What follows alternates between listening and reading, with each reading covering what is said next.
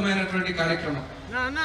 ఇది చేయాలంటే అది ఒక్క కూటమి ప్రభుత్వంకే సాధ్యమవుతుందనే విషయాన్ని సందర్భంగా తెలియజేస్తాను. ఈనాడు ఈ రోజు మనం చూసుకుంటే ఆనాడు చంద్రబాబు నాయుడు గారు ముఖ్యమంత్రిగా ఉన్నప్పుడు అనేక కార్యక్రమాలు చేశాం, అనేక పుష్కరాలు కానీ ఇలాంటి అనేక కార్యక్రమాలు చేశాం. అలాగే కూటమి ప్రభుత్వం వచ్చిన తర్వాత మేము కూడా మచిలీపట్నంలో మొన్న జూన్ మాసంలో చేసాం బీచ్ ఫెస్టివల్. తొలిగా అక్కడే స్టార్ట్ చేసాం.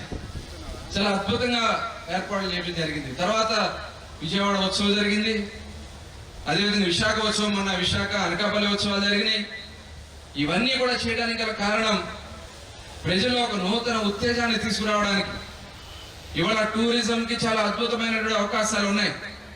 ఇవాళ సింగపూర్ లాంటి ఒక ఐలాండ్ అది. ఇవాళ సింగపూర్ అంత అద్భుతంగా అభివృద్ధి చెందిందంటే దానికి కారణం అక్కడ తీసుకున్నటువంటి టూరిజంలో తీసుకున్నటువంటి నిర్ణయాలు.